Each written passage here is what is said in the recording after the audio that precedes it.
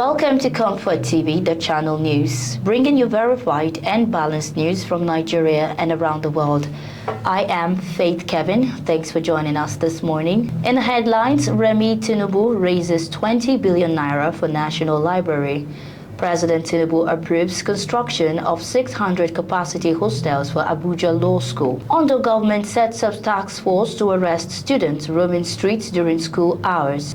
Neurologists lament stigmatization against people with dementia. On business news, CBN eyes growth, FPIs in cautious 50 BPS rate cut. On the foreign scene, Zelensky praises well-informed Trump after president's Russia war pivot. Trump slams ABC over Jimmy Kimmel's return to late-night show.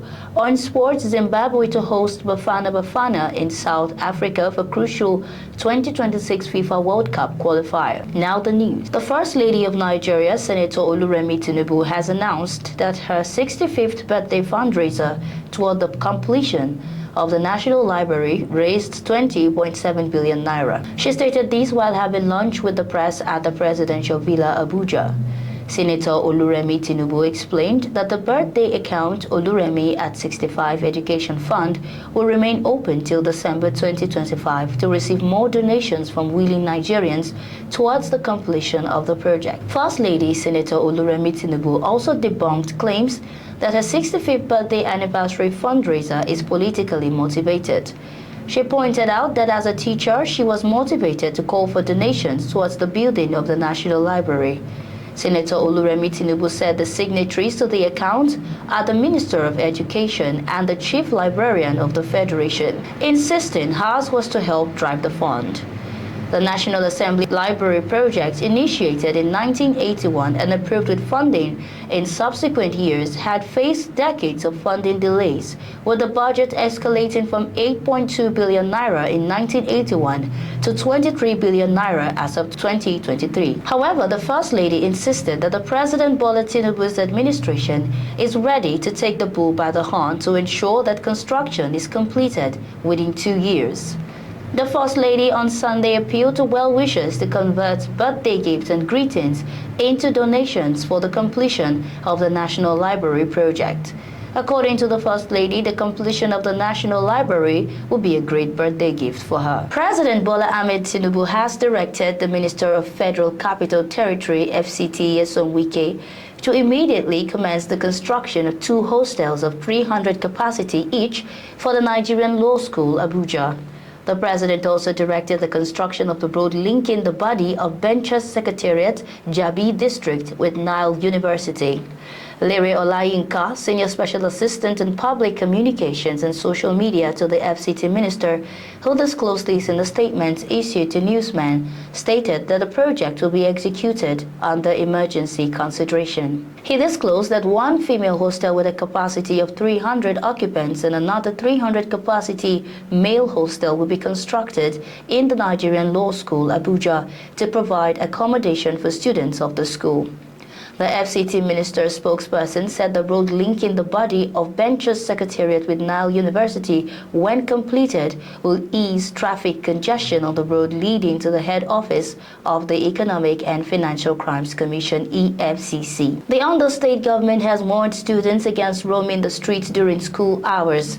The State Commissioner for Education, Science and Technology, Professor Igbekele Ajibefun, gave the warning in an interview with the news agency of Nigeria in Akure. Ajibefun disclosed that any student caught roaming the streets during school hours will be apprehended and made to face the necessary sanction.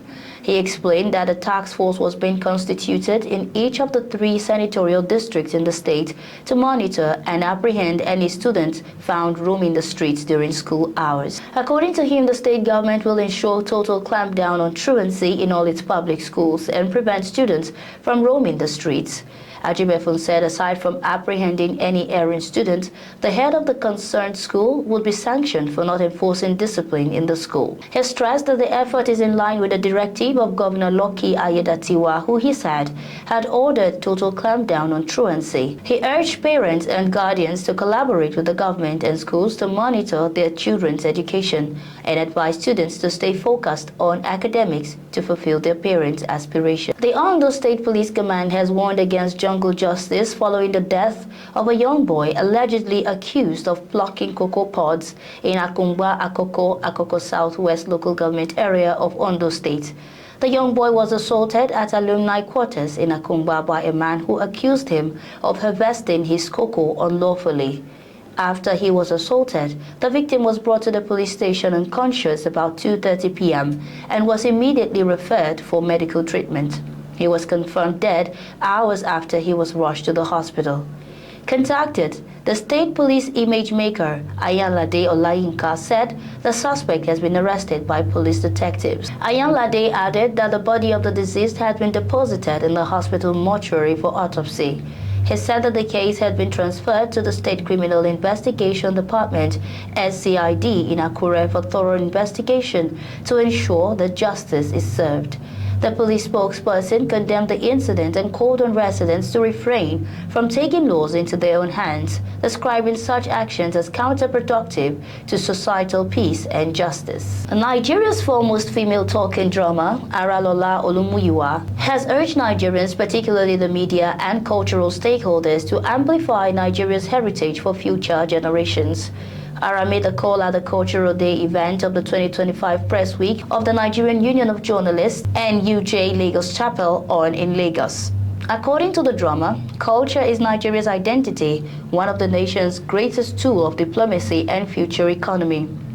She emphasized that when Nigerians begin to celebrate and take traditions seriously, the world will reciprocate it. Contributing, the head of editorial department NAN Lagos office, Mrs. Ifeinwa Omowole, said culture was the foundation of identity. Omowole decried the neglect of Nigerian indigenous languages, adding that some people, particularly the younger generation, took pride in not speaking it. She urged youth to take advantage of digital platforms such as the internet and YouTube, where they could find teachers online to help reclaim their linguistic heritage. The chairman of NAN-NUJ, Mr. Yunus Yusuf, also underscored the role of the media in promoting culture. He described the NAN-NUJ Cultural Day as an important platform to showcase and preserve Nigeria's heritage.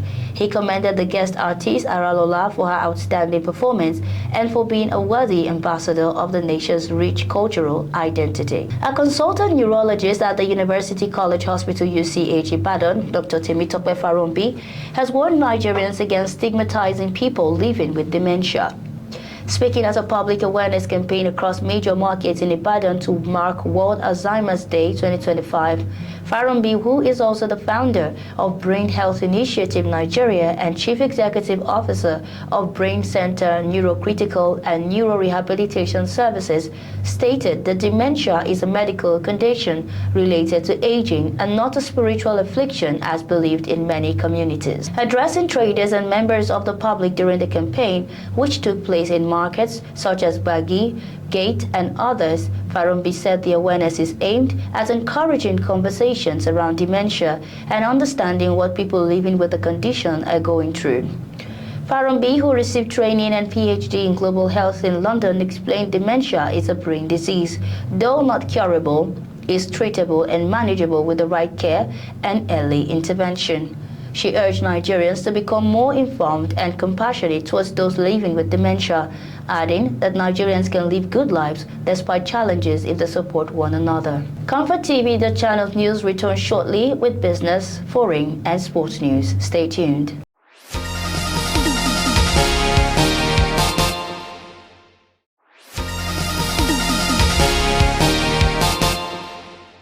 Many thanks for staying tuned. This is ComfortTV.channel's news on business. The Central Bank of Nigeria, CBN, cautiously reduced its benchmark interest rate from 27.50% to 27% in a move aimed at boosting economic growth and sustaining foreign portfolio investments in the country. Governor of the Central Bank of Nigeria, CBN, Oluremi Cardoso, announced the decisions at the end of the two-day Monetary Policy Committee meeting in Abuja, which was attended by 12 members of the committee. The committee delivered a set of complementary measures that balanced monetary easing with targeted liquidity controls in order to stimulate bank lending and support credit to the private sector. The MPC reduced the cash reserve requirement for commercial banks to 45%, down from 50%, while retaining the CRR for merchant banks at 16%. At the same time, however, it introduced a 75% CRR on non-treasury single account TSA public sector deposits, which serves as a tightening tool to mop up excess liquidity from fiscal injections. To further strengthen monetary policy transmission, the Standing Facilities Corridor SFC was widened to plus or minus 250 basis points around the monetary policy rate MPR. Meanwhile, the liquidity ratio was held unchanged at 30%. Commenting on the outcome of the meeting, CEO of the Center for the Promotion of Private Enterprise CPPE, Muda Yusuf, noted that the policy easing comes at a time when the Nigerian economy has recorded 5 consecutive months of declining inflation, an indication that previous tightening measures are yielding results. According to him, the reduction of the MPR and CRR demonstrates the CBN's deliberate effort to improve liquidity conditions, lower borrowing costs, and unlock capital for productive sectors of the economy. Managing Director and Chief Economist for Africa and the Middle East at Standard Chartered Bank, Razia Khan, described the move as the first rate cut by the CBN in 5 years. Still on business, farmers in Enugu State have expressed gratitude to the International Fund for Agricultural Development Value Chain Development Program, IFAD VCDP, and the federal government following their distribution of agricultural equipment worth millions of naira to 458 rural farmers in the state. One of the beneficiaries, Charles Obuka, said that the disbursement will boost his farming activities by reducing cost of production.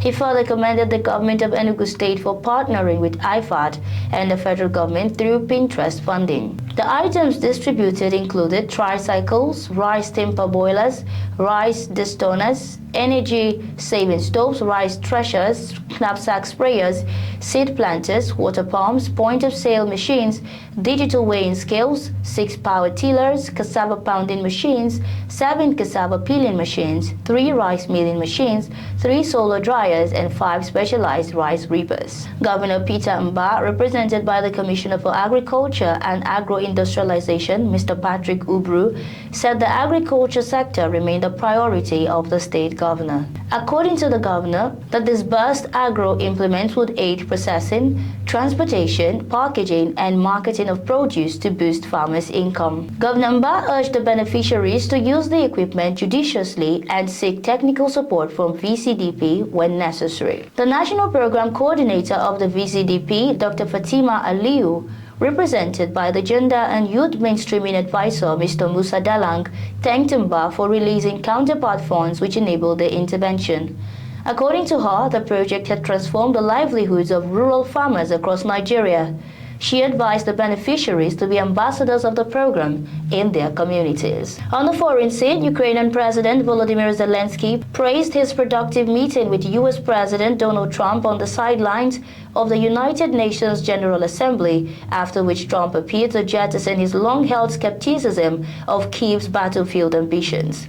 Shortly after the meeting, Trump said that after getting to know and fully understanding the Ukraine-Russia military and economic situation, and after seeing the economic trouble it is causing Russia, he thinks Ukraine, with the support of the European Union, is in a position to fight and win all of Ukraine back in its original form. Trump had repeatedly suggested that Zelensky would have to cede or swap some territory to achieve a peace deal with Russian President Vladimir Putin, even going as far as telling the Ukrainian president at a fractious February Oval Office meeting that he does not have the cards. But on Tuesday, the president appeared to have changed his tune, saying that with time, patience, and financial support of Europe, and in particular NATO, the original borders from where the war started is very much an option. Still on the foreign scene, U.S. President Donald Trump on Tuesday has slammed ABC over Jimmy Kimmel's return to late-night television, accusing the network of pro-Democrat bias and suggesting a legal action. He criticized Kimel's ratings and called the host another arm of the DNC, Democratic National Committee, alleging his platform amounts to an illegal campaign contribution. Trump added that he plans to test ABC out on this, recalling that a previous lawsuit against the network had yielded him $16 million.